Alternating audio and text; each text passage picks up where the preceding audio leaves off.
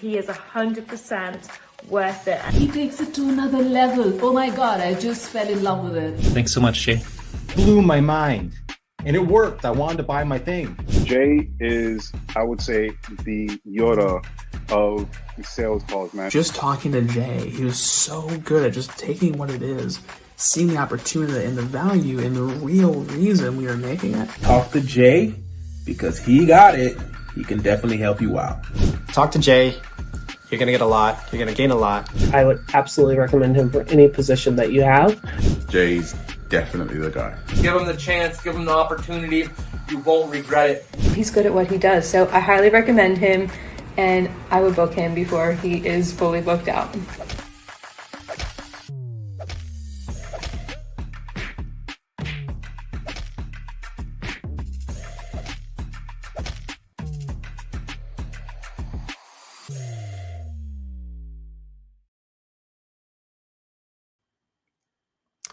Welcome to the Sales Ninja Show podcast, where we cut through the noise, ditch the outdated sales tactics, and show you how to close deals with confidence, strategy, and integrity.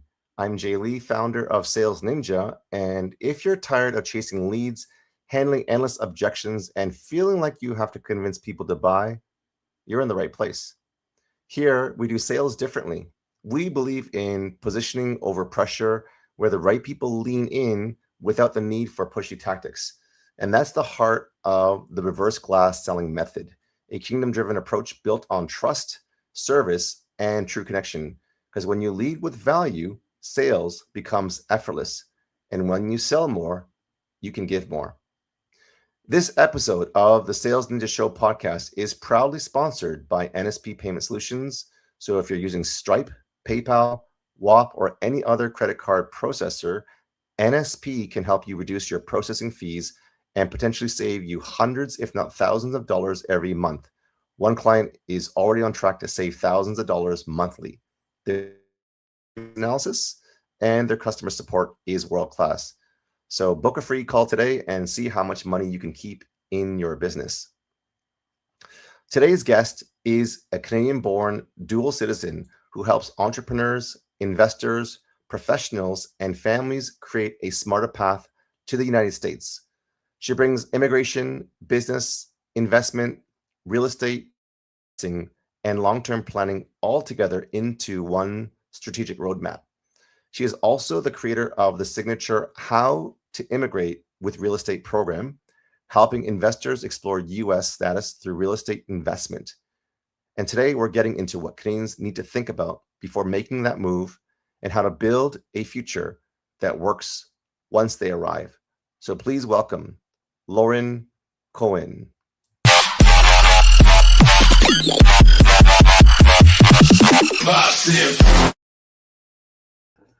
Welcome, Lauren, to the Sales Ninja Show podcast. How are you today? I'm great. How are you, Jay? I love the intro. And by the way, you have a doodle? A doodle? Yes. I saw you with the dog. Oh, yes. We have a mini golden doodle. Yeah. Okay. She's I have 2 doodles. And Do you really? Yeah. They're sitting with me right now. Well, one's a Cavapoo, but she's kind of a fake doodle. And the other, because she's 8 pounds. Cavapoos are so cute. She's the cutest little thing.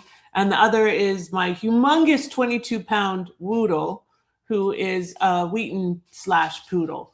So he counts as a doodle. Anyway. I love how you say humongous.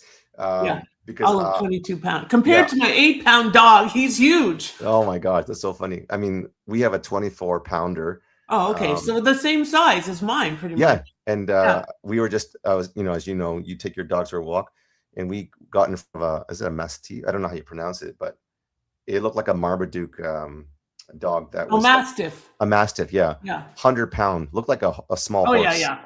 You could eat him for a snack. Oh my gosh, it could snap her head in one. I pet the Mastiff, and the neck was just bulging with muscles, right? Oh, it was just huge. Not my type of dog. Yeah, but a big baby. Yeah, most of them. So we have a lot in common. We have the doodles. You have a daughter named Lauren. Yeah, daughter named Lauren. Also, I grew up in Thornhill, which is where you used to live. Not too far from you. Yep. And I was just actually, my parents live there still, and you live in golf Mecca. Even though you don't golf, I went golfing with my parents yesterday. So there's lots that we need to talk about, and I want to learn more about how you became this Canadian-born dual citizen who built a career around helping people cross borders strategically. My first question is why? I think I know the answer, but for the audience, why? Why do I do what I do, or what made me do it, or maybe both? Maybe both. Okay. So first I wanted to mention something, because you mentioned 3 things attached to what your belief in sales and integrity.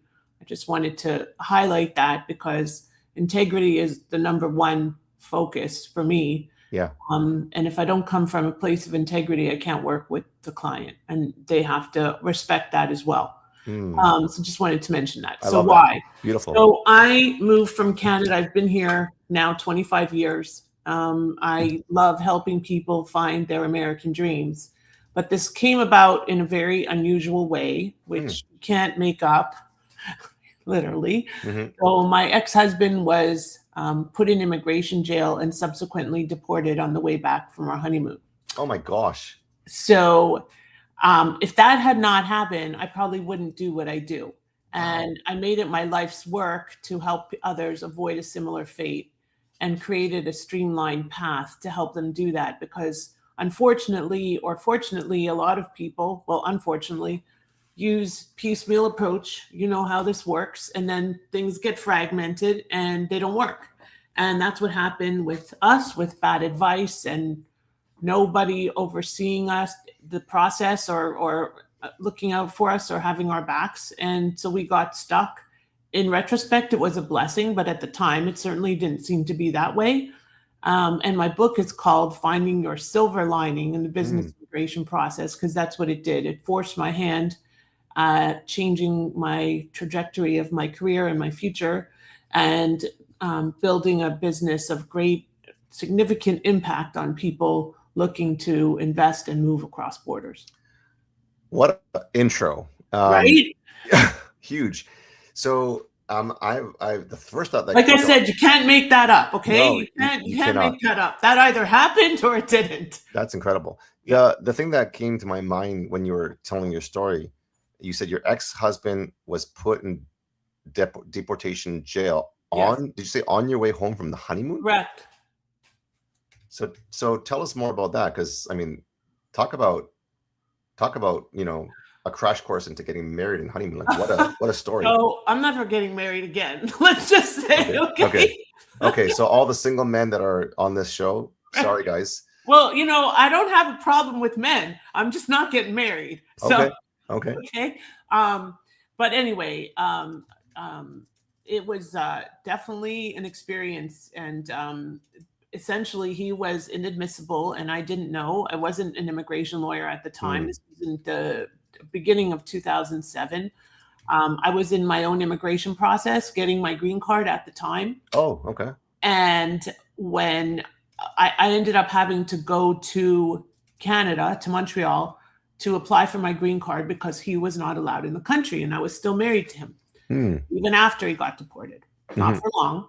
So I went to Montreal. They granted my green card and they did not grant his. He was inadmissible because when you commit a crime in Canada, even as a teenager, and even if you're pardoned, for immigration purposes, that pardon is not recognized in the US. I had no idea about any of this because I didn't have a criminal record. So why would I know about it? And I wasn't an immigration lawyer. Yeah. So that's what happened. And they granted my green card. They said no to him. And that's really not the main reason I divorced him, but it certainly helped expedite the process. So are you saying you didn't know about a crime that he committed when he was a teenager? Is that part of it as well?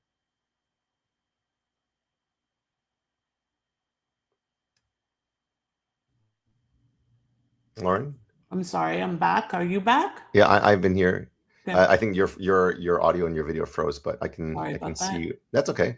So what I was asking was that, did you know that he had committed a crime when he was a teenager before you got married? To be candid with you, Jay, I don't even remember, but I didn't know that it had any impact on his immigration status. So that for sure I did not know. Okay. So, and And for people, because even myself, pardon the pun, but I'm green around the whole immigration and the green card. I have friends that are that have made the move from Toronto, that love it, and that are actually in Florida and Nashville, respectively. But how long? And this is probably a trick question and subjective. Is there like a ballpark of how long this process takes if someone wants to go from Canada to, let's say, Florida or the States? You mean without a criminal record? Yeah, without a criminal record. Yeah. Yes. So there's multiple levels of that, because there's first non-immigrant status, and then immigrant status, and then citizenship, right? So non-immigrant status, which is most traditionally an E2 visa, which has different paths if you follow our guidance to potentially longer term status or permanent status, is about a 3 to 6 month process with us. But that's not the be all and end all. That just gets you a 5-year non-immigrant visa. And if you have kids, we have to think about a longer term plan, especially if your kids are under 21. So it's all about strategy. And my whole focus is on the smart way, creating a smart move, which is our acronym. And when we create the smart move, making sure that your strategic move to the US is focused on strategy first, not the visa, because the visa will come if you have the right strategy. You don't want to focus on the strategy and build your business around it. That's the wrong way to go. We have to reverse engineer things. I love it. So that non-immigrant status, did you say the E2 visa is a 3 to 6 month process with you using the smart move?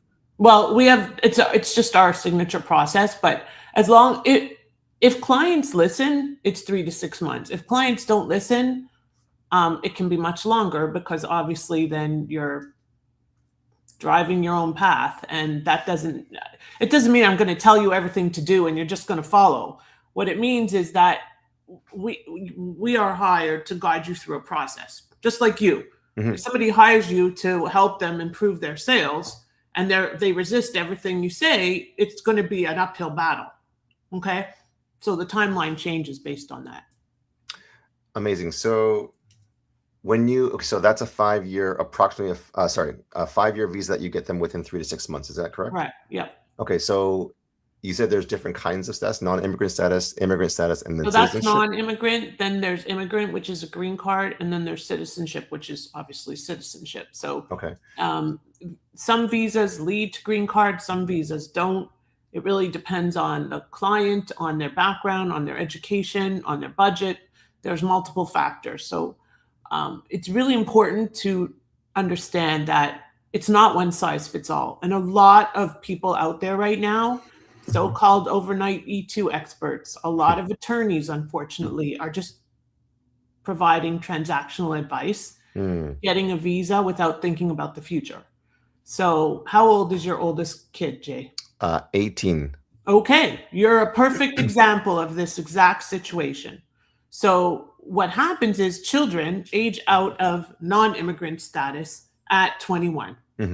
So what that means is you come in, let's say it takes us 6 months. Let's say you get your visa and you come in for the next school year. Now, I'm assuming she's probably going to college or university next year. Yeah, she's going to university in a couple of weeks for nursing. Oh, there you go. Okay, great. So she's already there. Okay. Let's say she comes here and goes to school in the US. At 21, guess what happens? She no longer has status through you at all. Nothing. So the day that she turns 21, she's out. Now, the problem with that is, without getting a green card before she's 21, or making her a partner in your business, or creating a strategy again, you're going to be sitting there and like, what did I do wrong? You didn't do anything wrong. It's just that unfortunately you were misguided because you're focusing on the visa and not the strategy. What I would do is come up with something that would allow you, hopefully, to potentially build a non-immigrant visa path that could lead in some, through some creative strategies to an immigrant visa path before she turns 21. That way she's included in your green card. So all your kids under 21 are included in your green card. The day they hit 21, out. Oh, I did hear you. I think you froze when you smacked your hand there.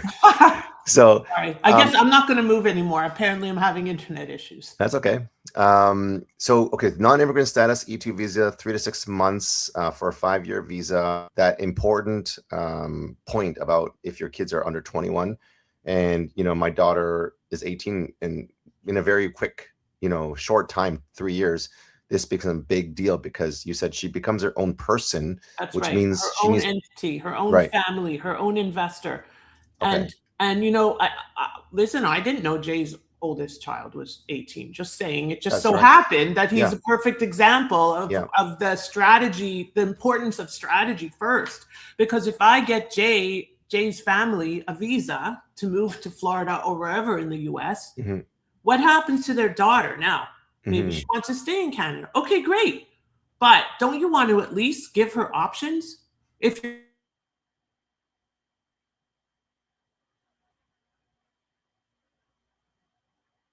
Okay. As you can see, this is a live podcast recording. Sorry, I don't know what is going on, Jay.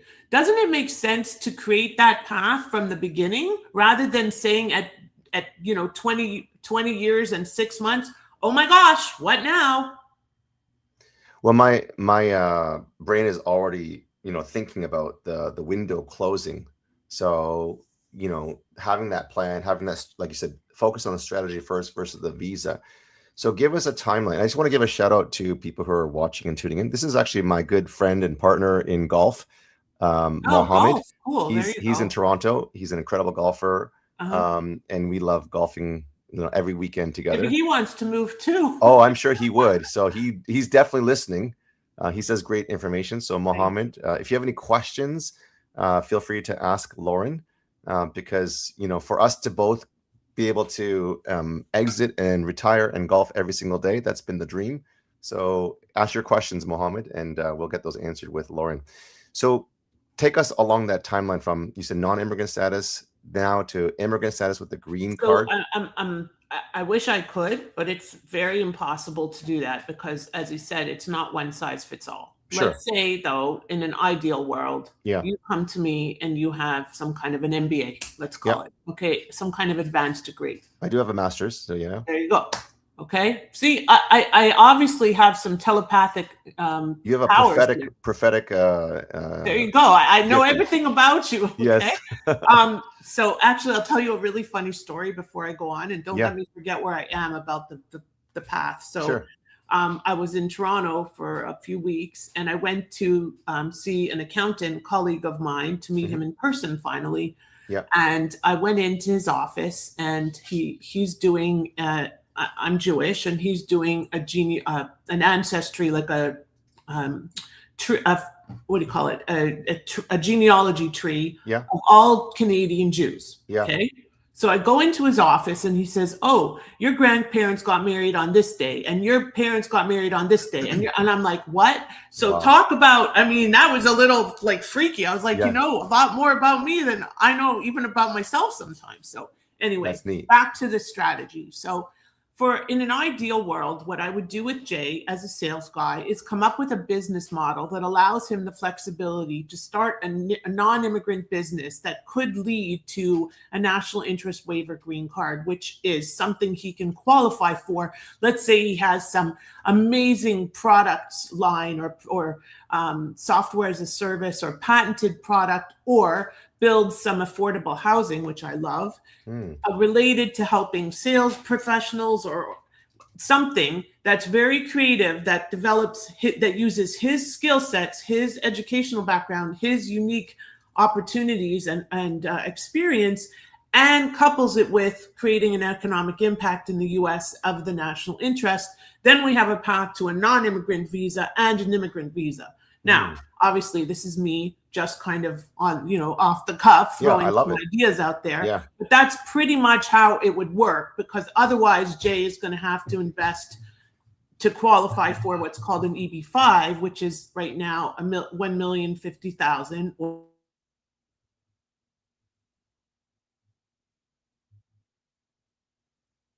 And permanent full-time employees. Okay, wait. You lost 15 seconds. So the last thing that I heard you say, are you still there? Is using my being very creative to use my education sales expertise that couples to create an economic solution. And then I lost you. Yeah. So the other option would be to invest more money, a lot more money, and hire 10 permanent full-time employees, which is not the best option for most people because it's expensive. So if you have the qualifications and you're building something, let's make it something in the national interest so that you can potentially qualify for a green card. I love that. So what I'm hearing, and I'm like a newbie, so this is perfect. Like it's like immigration for dummies, is that green card, we need to provide some sort of economic value and solution to be able to say, hey, I'm not just coming to take up space or consume, create something and to provide opportunities.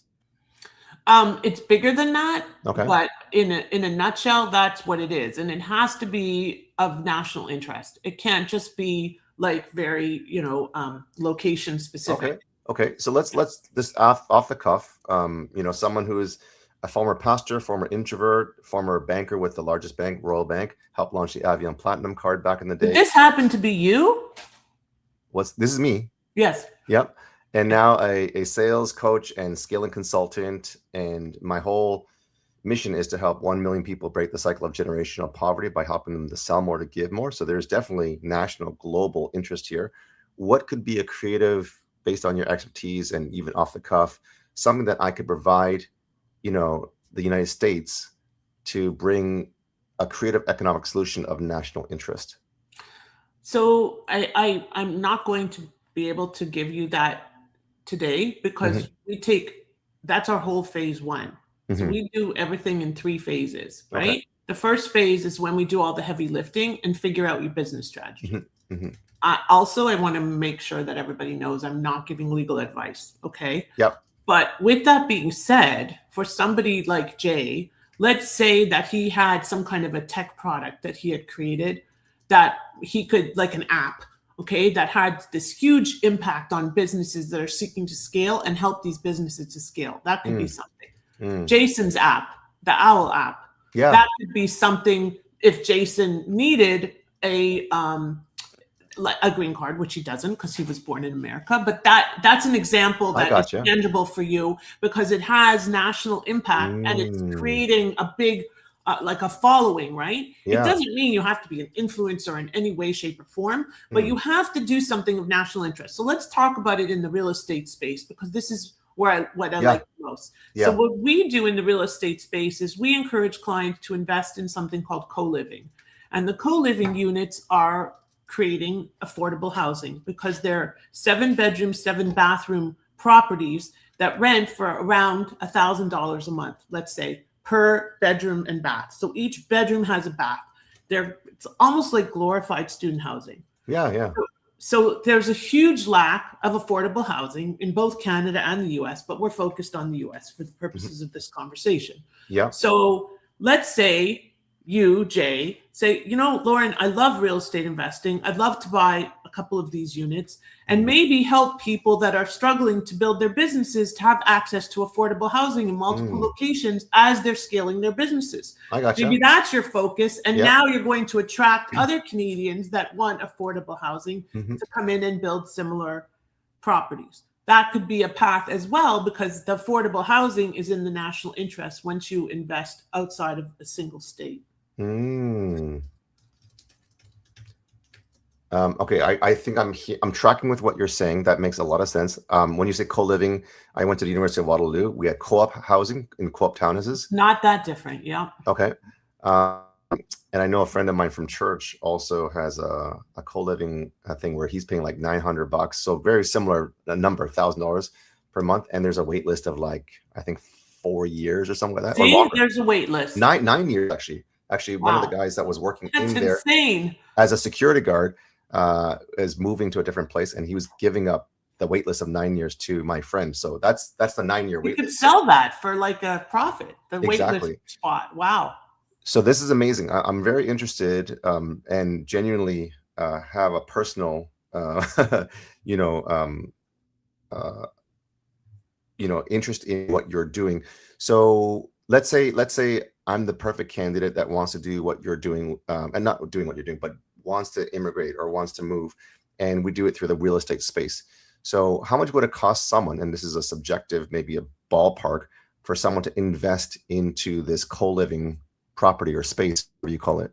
So the starting entry point is a property at single 7.7, which is $330,000. This is all USD, right? In right now they're building in or Jacksonville, Tampa, Orlando, and Houston. It goes up. That's for 7.7. They have 14.14s, and they have lifestyle versions that are more. But that's a starting point. Then we still have to build your business around that. So we extract the business, as I was saying with Jay, it would be something focused on sales for the sales community, let's say. So we extract the business model out of the real estate. The real estate is the asset, but we still have to build a business, because investing in real estate is not a business on its own. So that's our secret sauce. That's what we do, right? Yeah. So we build that business.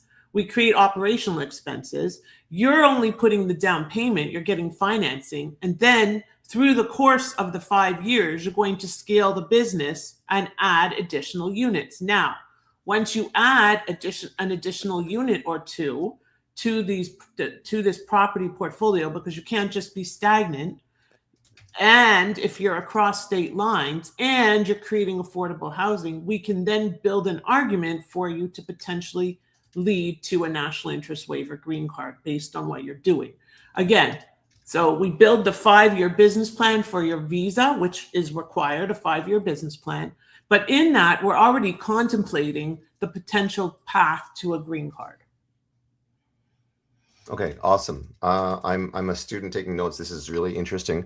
So you said 7.7 is $330,000. You said Jacksonville, Tampa, Orlando, Texas. Houston, yeah. Oh, sorry, Houston. And there's also 14.14s, and obviously more expensive solutions. So I'm obviously looking for the lowest point of entry. And you said a deposit is needed. What's the percentage? What's the amount? It's 25 to 30% down. Okay, 25. And what's that number? Because I can't do the math in real time. It's like 80 to 100, depending. Okay, and that's US dollars. Mm-hmm. Okay, and then you just pay like a mortgage payment, like yes, you own a we property. get financing from multiple mortgage partners that we have. Yes. Gotcha. Now, I also heard you say that they don't want you to stay stagnant. So after what, 5 years, or how long? No, we build a business plan for you. Yeah. That's a 5-year business plan. And within the scope of that 5-year business plan that we build with you, not for you, we build with you, that's where we add the properties. So I have one client that's adding a property each year. I have one client that's adding a property after 2 years. I have one client that bought a 14.14, so they're not adding until the 4th year. It just depends on what you're building, what your business is, and how it works. So we have a coach that works with each of our clients to build those business models. So when you say like you have a client that's adding one property each year or every other year, are you saying that they're purchasing like a 7.7? Like, okay. Yeah. So they're putting like $80,000 to $100,000 every year or every other year in this situation. Yes. But they're building an asset-driven business instead of investing in like a coffee shop or a falafel shop or a pizza shop, where basically that's going to drain your resources. Here you have an asset, you have a legacy, you're building something that you can will to your kids, and it's a portfolio. I mean, not everybody, but many people want to invest in real estate.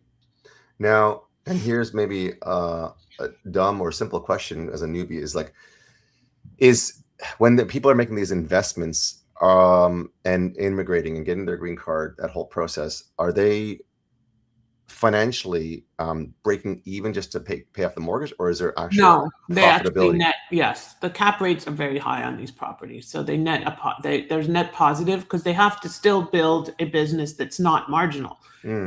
So we have to build that business model into that, which could be coaching, there's a lot of ways to build the business model that adds additional streams of income to the income from the rent. Okay.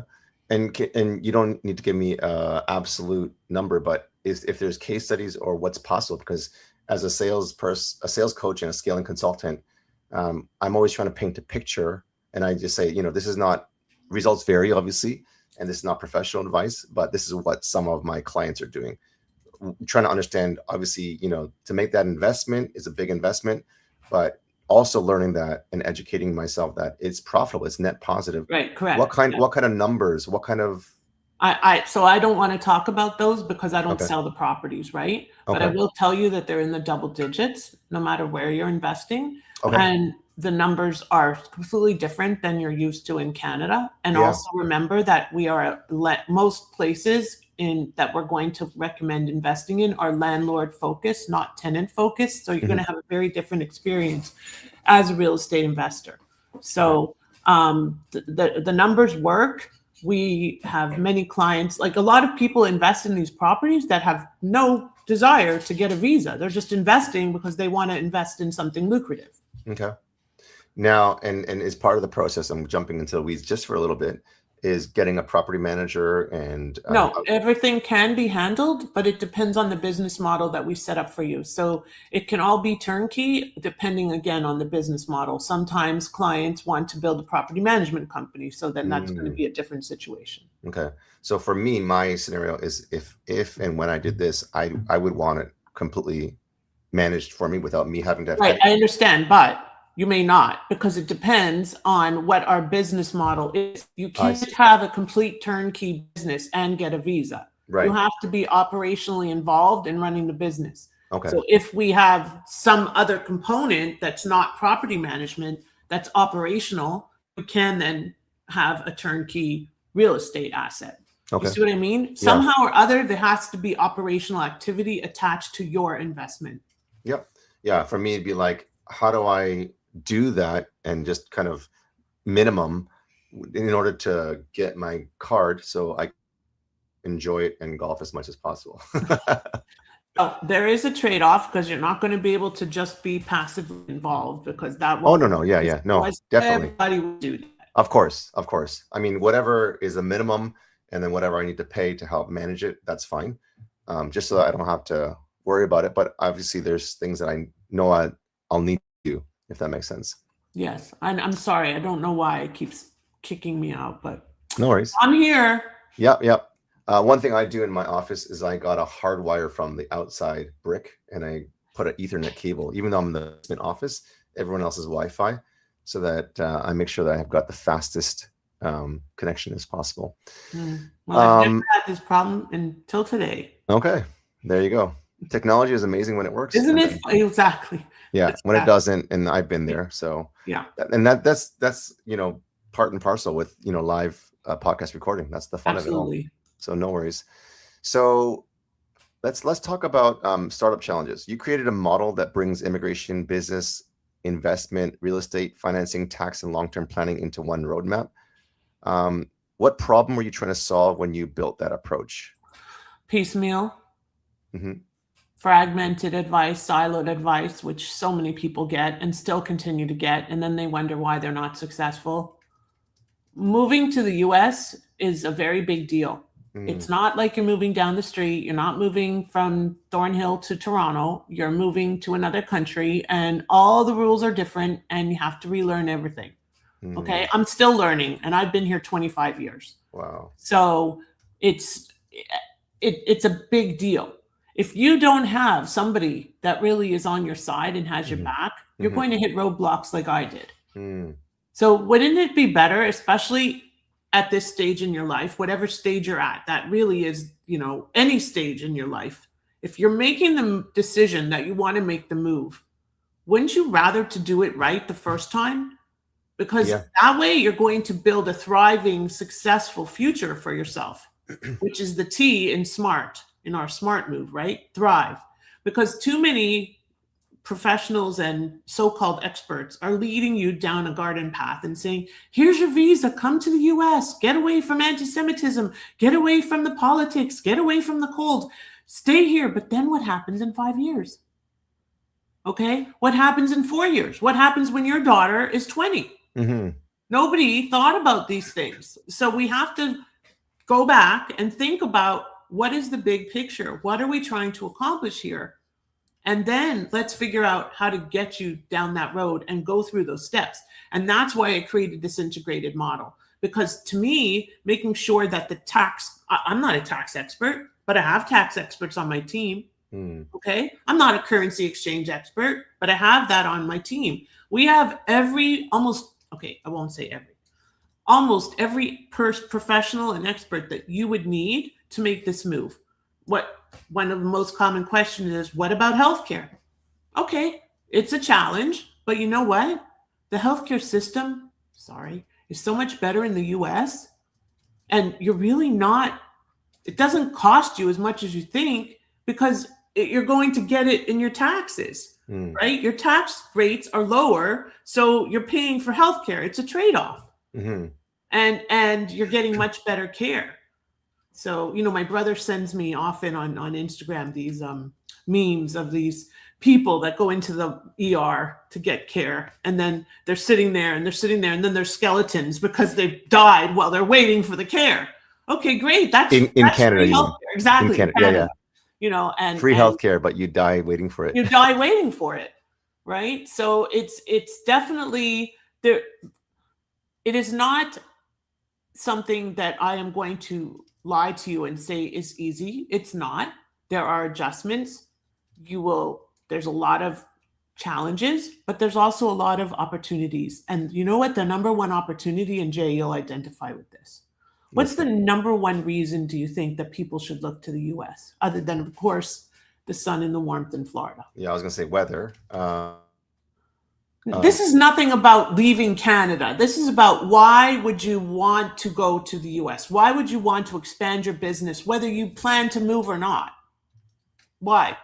Could it be like the opportunity of, that you talked about, the assets and generating, legacy and wealth? Sure, that's a part of it. But, people could do that potentially in Canada. But think about it. In Canada, we have how many people? 25, 30 million, something like that. Yeah. In America, we have about 300 and something million. Yeah. Okay, that's 10x. Yeah. So pretty much everything is 10x. So you can 10x your business by moving south of the border, or by expanding your business. That's the reality. That's the core of everything. Why would you not do it? That's a very a persuasive reason to do that. That makes a lot of sense. One thing that you talked about that I wanted to go back on was that, people that are going to other, so-called overnight gurus, or, lawyers who are giving this piecemeal, fragmented advice. You said you created an integrated model. And even though you may not be an expert in everything, you're a lawyer, but you have different experts that are tax experts, accountants. So because that's amazing that you have that solution. When you were first starting and you had to learn a lot of this by yourself, and then eventually hire people, how many people did you need to kind of build that integrated model? Well, I think, so how many people do I have? Well, I can show you. I have a full ecosystem. I think that the core of it, I have probably 6 core strategic partners that talk to every single one of my clients. And then another probably 15 core ecosystem partners that are available on call that work with my clients on a regular basis. I'm also a realtor, which helps a lot too, because I can help coordinate your real estate purchases or sales wherever you are. It doesn't, I'm not going to take you out and show you property, at least not yet, although that could be changing. But what I am going to do is find you the best people. And that's what you can count on us for. That's amazing, because finding the right people and the right resources and the right solution, the right strategy. You talk about having that strategy versus first versus the visa is very helpful. And because you have the expertise and the team and the ecosystem and the solution, that's kind of like the full the full package, if you will. Yeah. So I know in the back you have different flags. You represent 3 different nations. I do. Well, yes, I try. And you're also a person of faith. Yes, which is a big identity thing. So how does faith, as a person of faith, play a role in your life and business? So I don't think I need to tell you about the level of anti-Semitism going on in Canada right now. Yeah. And it's a very big driving factor that is bringing people to me, unfortunately, And I am here to help them. I'm building something called the Jewish Community Collective to help displaced Canadian Jews find a sense of place when they get here, to create a community, because I'm all about community. You ask about, and I know that this is part of our lightning round, but you ask about how getting more sales can help give more. I'm all about giving back and making an impact. Money is great, but unless there's impact attached to it, I don't feel good about it. So I don't want to, as a matter of fact, I'm in the midst of firing a client because I don't like what they represent, and I don't like the way that they speak to our team. And they don't come from a place of giving. They come from a place of demanding. That doesn't work for me. Nightmare clients, yeah. It doesn't work. So they are actually in the process of being fired. He just sent me a text right now. Oh. Because I won't condone that. Yeah. So my faith is extremely important to me. I am very proud to be Jewish. I am very outspoken about it. There's no part of me that isn't Jewish. And that's why I have the Israeli flag as one of the 3 flags in my background. And I fight for Jews seeking to escape anti-Semitism. I never push people to leave Canada because it's not what it's about. It's about having options. It's about having flexibility and not feeling stuck. Amazing. As you and I know, growing up or living in the similar area, basically same neighborhood, Vaughan Secondary. I'm actually having a reunion with my high school buddies tonight from Vaughan Secondary, which is just around the corner. What's that? I probably know some of them. Yeah, probably. And my principal was Jewish. My friends were Jewish. My neighbors were Jewish. So I grew up, around some incredible people. I love that you keep your culture and your identity, and you can still. I mean, you have you're a Jew, you're a Canadian, you're an American, you're also a woman of faith. Like, that's incredible.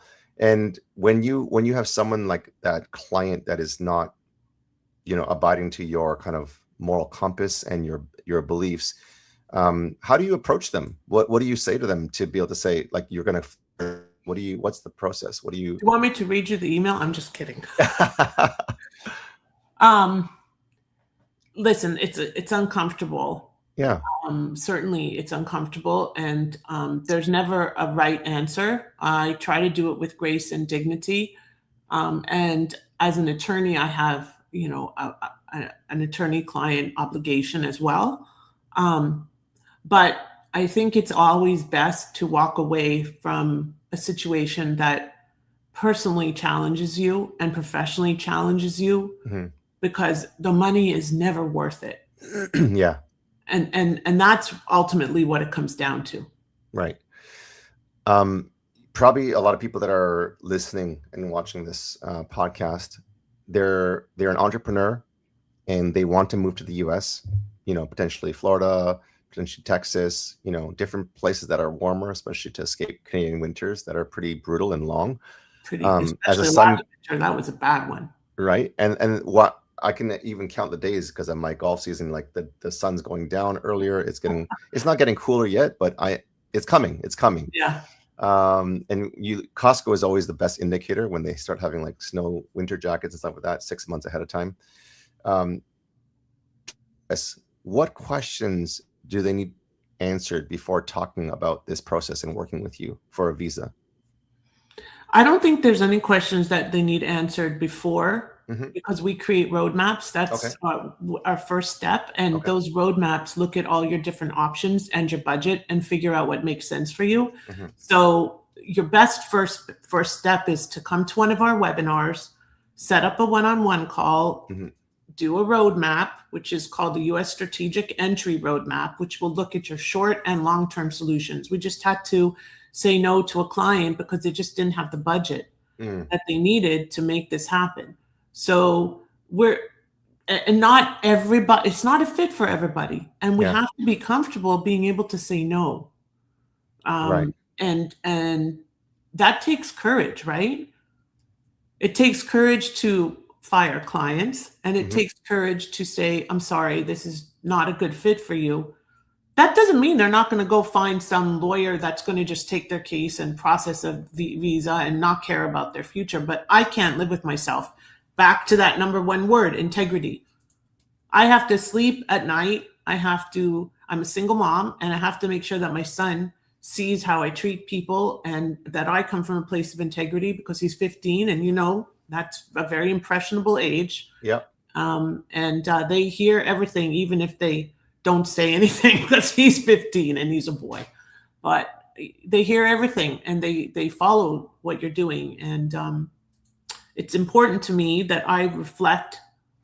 I walk my walk and I talk my talk. I'm not just spewing out BS to get people to sign up and work with me. That's not my thing. Amazing. So I love what you're doing. I love how you're helping people. I also love the process and the system that you have and the expertise you provide. And I'm sure there's a lot of people that are listening or are going to listen to this podcast that want to get a hold of you. You talked about a webinar. How often does that happen, and where can they sign up for this webinar? Sure. So I actually am just reviewing I can get it for you 1 second. I'm just reviewing. They sent me this morning a draft for our next webinar, which is on September 8th. And September 8th? September 8th. Most of them are around lunchtime. I think it's 12:30. Perfect. Yeah. And it's investingacrossborders.net/smart-move-MC. Okay. I'll stick it in the chat so you have it. That'd be great. Are you talking about the StreamYard chat or in the Messenger, Facebook Messenger chat? I don't really know. I put it in the StreamYard chat. Oh, I see it. Okay. So that's our next webinar. You can always reach us at hello@investingacrossborders.net.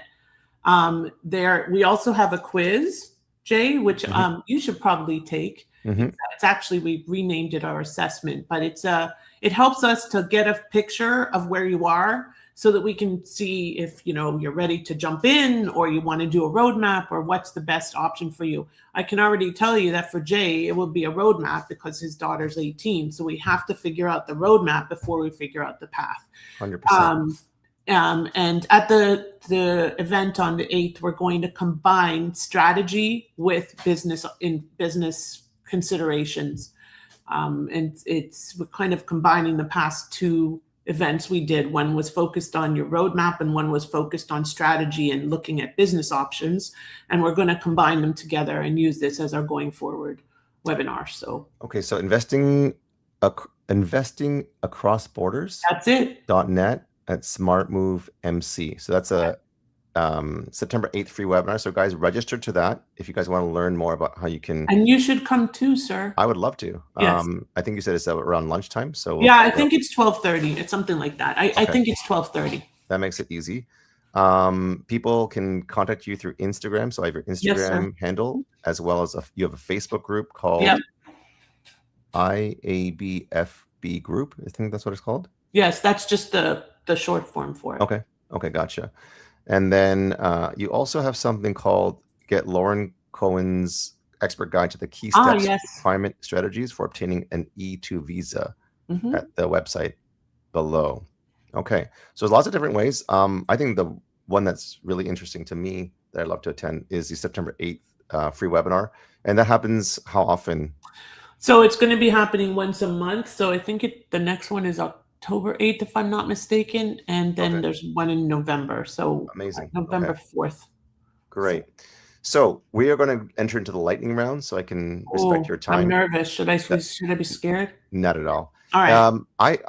I feel like we need to do a part 2, because I feel like there's so many questions that I have, and I'm very interested, and I'm sure my listeners are also interested. Yeah. And my Canadian friends who want to escape Canadian winters and golf more.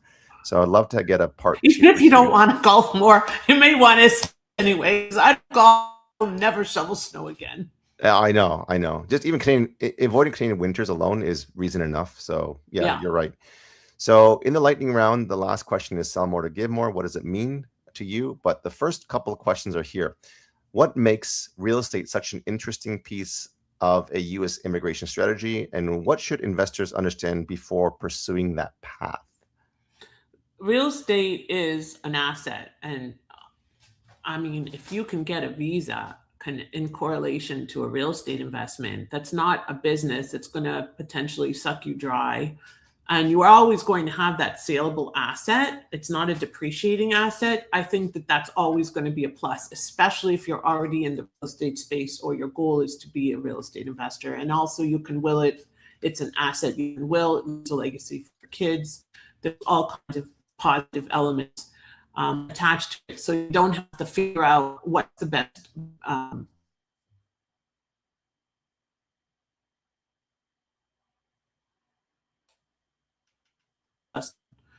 it just means that a franchise has its own share of challenges that you have to look at. Nothing that we do is done lightly. It's all done cohesively. So that, for example, if you do want to buy a franchise, we're going to bring in a franchise attorney to review all the documents for you, independent of our service, because we don't want you to make an investment that's going to cost you in the long run. Awesome. So, and what do you hope every listener understands about creating opportunities across borders after this podcast? That it's not a simple cookie cutter approach, that you need professionals, you need guidance, no matter what level of investment you're making, from 100,000 to 50 million. You need the proper guidance, and you need cross-border guidance, not just a US guy that's going to tell you to set up an LLC, because guess what? The CRA doesn't recognize LLCs in the US. So we need cross-border guidance. What makes real estate such an interesting piece of a US immigration strategy?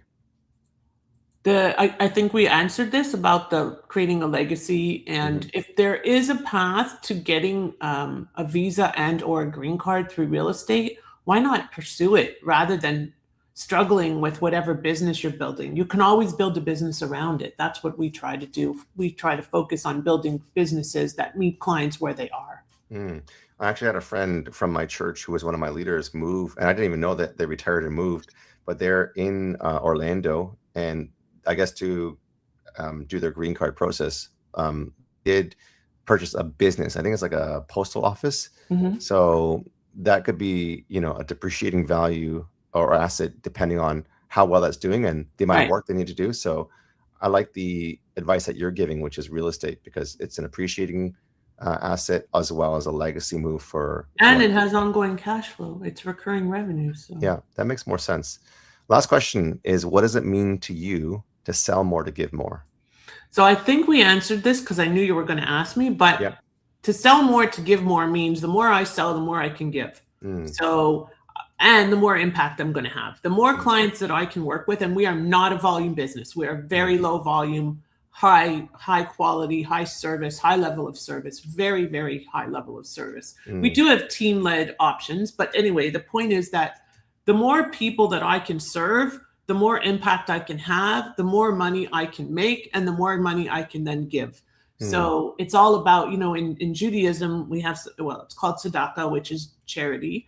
And we have this rule, an unwritten rule, that you're supposed to give 10% of your income to charity. So I don't know if I meet the 10%, but I certainly make every effort to give back every step of the way. It can be giving in kind as well, which I do. And that's why I'm building the Jewish Community Collective here. I love it. That's beautiful. So that's a wrap, guys. Thank you guys for tuning into the Sales Ninja Show podcast. Now go apply what you learned to your next sales conversation and practice leading with clarity, calm, and service. If you're ready to master faith-driven sales psychology and close high-ticket deals with integrity, head over to gosalesninja.com and book a free Sales Ninja audit call to find the hidden gold in your business. We are here to help you sell with confidence and serve from a place of purpose. Remember, as Lauren has so graciously shared with her time, her wisdom, her knowledge, your work is stewardship. Keep your eyes on God, stay faithful in the small steps, and we want you guys to sell more so that you can give more. Thank you so much, Lauren. Looking forward to seeing you on the next episode. Thank you. It's been a pleasure, Jay. Thank you.